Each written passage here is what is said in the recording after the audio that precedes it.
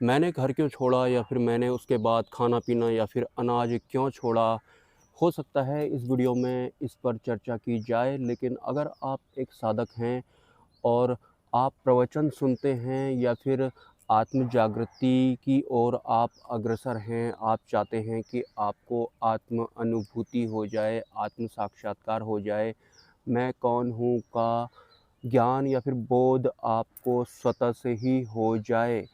लेकिन जब भी आप कंसंट्रेशन करने की कोशिश करते हैं, ध्यान लगाने की कोशिश करते हैं या फिर अंतरिम यात्रा करने की कोशिश करते हैं, तो आप नहीं कर पाते हैं। या फिर उच्च स्तरीय प्रवचन अगर आप सुन रहे हैं, तो उन प्रवचनों को एक्चुअल में जैसे आपको सुनना चाहिए या फिर जैसे आपको ग्रहण करना चाहिए, वैसे आप ना सुन पा रहे हैं, ना ग्रहण कर पा रहे हैं। लेकिन क्यों आप उच्च स्तरीय प्रवचनों को ग्रहण नहीं कर पा रहे हैं या फिर वो आपके भीतर नहीं उतर पा रहे हैं, स्वभाव में आपके नहीं आ पा रहे हैं वो, इसका सबसे बड़ा कारण होता है बेहोशी। और बेहोशी कौन-सी वाली? माया वाली बेहोशी। माया वाली बेहोशी के साथ में अगर आप प्रवचन सुनेंगे, तो आपकी अहंकारिक बुद्धि तो एक्टिवेट होगी, लेकिन आपकी आत्म बुद्धि जो है, वो डाउन हुई पड़ी होगी। जिस वजह से आपको वो जो प्रवचन हैं, वो उस वे में समझ में नहीं आएँगे, जिस वे में एक्चुअल में आपको वो समझ में आने चाहिए। तो माया वाली बेहोशी की वजह से ही ये सब होता है, और माया वाली बेहोशी को दूर करने का तरीका मैंने एक वीडियो में पहले भी कहीं बताया था, लेकिन आज दोबारा से बता देता हूँ। ये जो अनाज हम खाते हैं, पका हुआ अनाज जो हम खाते हैं, इससे माया वाली बेहोशी ज़्यादा मजबूत होती है। तो उस बेहोशी के आवरण में अगर हम कोई प्रवचन भी सुनते हैं उच्च स्तर के, तो वो हम उस हिसाब से ग्रहण नहीं कर पाते हैं, जिस हिसाब से ग्रहण होने चाहिए। मतलब आपकी अहंकार वाली बुद्धि काम करेगी, आपकी आत्म बुद्धि काम नहीं करेगी, अगर आप पकाया हुआ अनाज का सेवन कर रहे हैं एक साधक होने के बाद भी तो।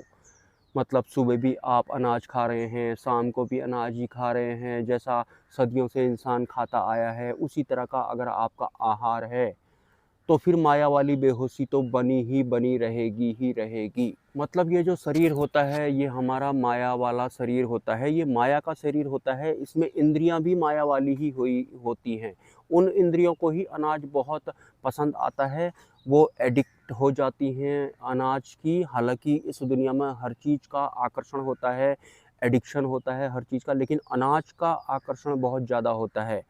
एक साधक होने के नाते आपने सुना होगा कि साधक अल्पाहारी होते हैं, कम खाने वाले होते हैं, लेकिन स्पेशली कम खाना है तो खाना क्या है? आखिर पकाया हुआ अनाज तो कम से कम नहीं खाना है। आपने देखा होगा साधु संत लोग जो होते हैं वो तो जंगलों में ही रहते हैं, लेकिन जंगलों में हम नहीं भी रह रहे हैं, हम पत्थरों के सीमेंट के मकानों में भी रह रहे हैं, तो भी कम से कम हमको ये पकाया हुआ अनाज वगैरह नहीं खाना है। हमें कोशिश करनी है जितना ज़्यादा हो सके हम कच्ची चीज़ें खाएँ, मतलब जो वेजिटेबल होते हैं उनको कच्चा खाएँ। पकाया हुआ अगर हम खाएँगे तो पहले से ही हमने किसी एक प्रोडक्ट को या फिर अनाज को पूरा पका दिया है, उसके बाद हम उसका सेवन कर रहे हैं। मतलब एक तो हमने उसको डेड कर दिया, उसके बाद हम उसको खा रहे हैं, तो फिर हमारा ब्रेन भी उसी हिसाब का हो जाएगा। मतलब आत्म तल पर हम चिंतन मंथन नहीं कर पाएँगे। आत्म इस तल पर चिंतन मंथन ना कर पाने का कारण यही होता है कि हमारा जो आहार होता है, वो माया की इंद्रियों को पोषण देने वाला होता है, जिससे कि बेहोशी भरपूर मात्रा में बढ़ती है। लेकिन माया की इंद्रियां तो पोषित होकर के बेहोश हो जाती हैं, उसके बाद हमारी आत्मबुद्धि भी काम नहीं करती है। और आत्मबुद्धि से अगर हम प्रवचन सुनेंगे, तो सिंपली वो प्रवचन हमें एक्चुअल वे में समझ में आएंगे, मतलब आत्मा के स्तर पर समझ में आएंगे, बुद्धि के स्तर पर समझ में नहीं आएंगे। मतलब बुद्धि यहाँ पर एक तरीके से दो तरह की आप कह सकते हैं, एक तो अहंकार वाली बुद्धि, एक आत्म बुद्धि, ठीक है। तो जो समझ में मैं आत्मा के तल पर समझने की बात जो मैं करता हूँ, वो वही होती है। अगर हम ये अनाज का कम सेवन करते हैं, पकाई हुई चीज़ें बहुत ना के बराबर खाते हैं, तो फिर माया की बेहोशी हटने लगती है, और जो प्रवचन आपको समझ में ही नहीं आ रहे होते हैं, वो भी समझ में आने लगते हैं। और यकीन मानिए, ये एक 100% आजमाया हुआ तरीका है। प्राचीन ऋषि मुनियों का, लेकिन एक आम इंसान ऐसा होता नहीं है। वो स्वाद का गुलाम होता है, उसे जैसी चीज़ें खाने में जैसा भी टेस्ट मिल जाए वो खाता रहता है। उसको नहीं पता होता है कि वो माया की बेहोशी के गर्त में जा रहा है, इस तरह के खाना-पीना को खा कर के। और ये दुनिया भी ऐसी बनी हुई है, इंसानों को किसी भी तरह के लालच में केमिकलाइज़्ड जो टेस्ट बना दिए गए हैं आजकल, उस हिसाब से इंसान खाना-पीना खा रहा है, अंधा हो जाता है खाना-पीना खाने के लिए। तो अगर आप एक साधक हैं, आप माया की बेहोशी से ऊपर उठना चाहते हैं, आप चाहते हैं कि आपको माया पार वाला ज्ञान समझ में आने लगे, तो आपको अपने आहार पर बिल्कुल नियंत्रण करना होगा। हालाँकि शुरुआत में बड़ा मुश्किल लगता है, क्योंकि बहुत लंबे समय से हम बचपन से ही यही खाना-पीना, रोटी, चावल, दाल ये खाते आए होते हैं और हमको लगता है कि ये इसके बिना हम रहेंगे कैसे? तो आज मैंने लगभग मेरे को 10 दिन हो गए हैं शायद, मैंने अनाज का बिल्कुल त्याग कर दिया है और मैं कभी खीरा खाता हूँ, कभी मैं अमरूद खा लेता हूँ, कभी मैं टमाटर खा लेता हूँ और वो भी ना के बराबर मैं खाता हूँ। तो ऐसे मेरा काम चल रहा है और धीरे-धीरे ये मेरी हैबिट में आ जाएगा। मतलब मैं अपने पुराने वाले फ़ॉर्म में वापस आ जाऊँगा, एक्चुअल फ़ॉर्म में वापस आ जाऊँगा और ये बहुत फ़ायदेमंद भी रहता है हमारे लिए। जो भी लोग मन बुद्धि के पार जाना चाहते हैं, लेकिन वो मन बुद्धि के पार नहीं जा पा रहे हैं, बुद्धि से ही विचार करते हैं, चिंतन-मंथन करते हैं।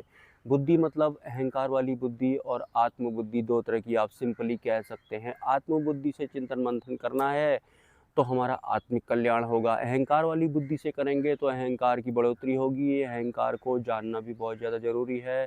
अगर आप चाहते हैं कि जल्दी से आपकी प्रोग्रेस हो तो आपको कम से कम ये अनाज से परहेज़ करना ही पड़ेगा। अनाज माया का एक हथियार होता है जो माया वाले शरीर की इंद्रियों को ही पोषित करता है। माया की इंद्रियों को ये बहुत पसंद भी आता है अनाज का एडिक्शन। आपको लगेगा कि मैंने दाल-चावल नहीं खाया तो मैंने कुछ खाया ही नहीं है, मेरा पेट ही नहीं भरा है, लेकिन कुछ दिन तक ये प्रॉब्लम होती है, उसके बाद सब कुछ ठीक-ठाक हो जाता है। और ये जो नॉन-वेज होता है वो तो बिल्कुल भी नहीं खाना चाहिए एक साधक को। और ऊपर से जो ऑयल होता है, मस्टर्ड ऑयल बोलते हैं, क्या बोलते हैं उसको, वो भी नहीं, डालडा भी नहीं खाना चाहिए। ये घी, मक्खन वगैरह भी बिल्कुल नहीं खाना चाहिए। दूध का सेवन भी बिल्कुल भी नहीं करना चाहिए साधक को। ये सब चीज़ें माइक चीज़ें होती हैं, माइक इंद्रियों को पसंद आने वाली ये चीज़ें होती हैं।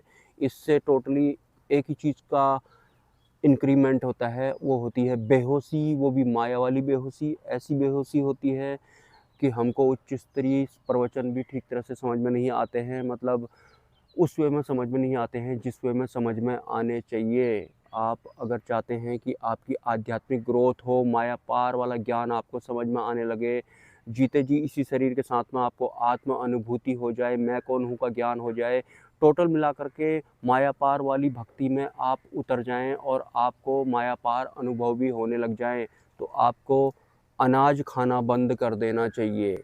मतलब पका हुआ जो खाना-पीना अनाज होता है वो आपको नहीं खाना चाहिए।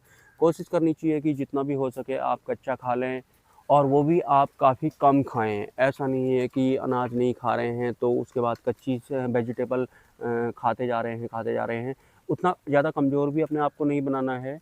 शुरू-शुरू में आप एक टाइम अनाज खा सकते हैं और जैसे-जैसे दिन आगे बढ़ते हैं तो आप दोनों टाइम अनाज का त्याग कर सकते हैं। मैंने तो दोनों टाइम अनाज का त्याग कर दिया है, क्योंकि मेरे पास इतना टाइम नहीं था। मुझे लग रहा था कि ऐसे टाइम बर्बाद हो जाएगा, भले ही मेरी तबीयत ख़राब हो, लेकिन मैं अब अनाज खाना छोड़ दूँगा, तो छोड़ दूँगा, बात ख़त्म हो गई। तो मेरी तो शुरुआत मैंने कर ली है और काफ़ी अच्छा भी लग रहा है। काफ़ी दिन हो गए हैं, आज मैंने दोनों टाइम अनाज का त्याग कर दिया है। मैंने सोचा कि इस बारे में मैं आपको भी बताऊँगा, क्योंकि माया की जो बेहोशी होती है, उस बेहोशी में हमें सत्संग, प्रवचन वगैरह भी नहीं समझ में आते हैं। आते भी हैं तो फिर वो ऊपर-ऊपर ही पता नहीं कहाँ चले जाते हैं, कुछ ऐसा होता है। तो माया की इंद्रियों को अगर आप पोषित करेंगे तो फिर माया की इंद्रियाँ माया के अकॉर्डिंग वाला ज्ञान ही आपको समझाएँगी। तो ऐसा काम ही क्यों करना कि माया की इंद्रियाँ ही पोषित हो रही हैं और हम बेहोशी में ही रह रहे हैं, और बेहोशी में हमारा अहंकारिक बुद्धि जो होती है वो ही एक्टिवेट होती है और जो आत्म बुद्धि होती है वो दब जैसा जाती है। तो कोशिश करनी है जितना हम अपने आत्म तल के करीब हों, आत्म स्वरूप हम हों। तो ये था आज का वीडियो। सपोर्ट अगर आप करना चाहें तो मेरे यूपीआई नंबर पर कर सकते हैं। मिलते हैं किसी नेक्स्ट वीडियो में नमस्कार, हैव अ नाइस डे, जय स्वामीनारायण।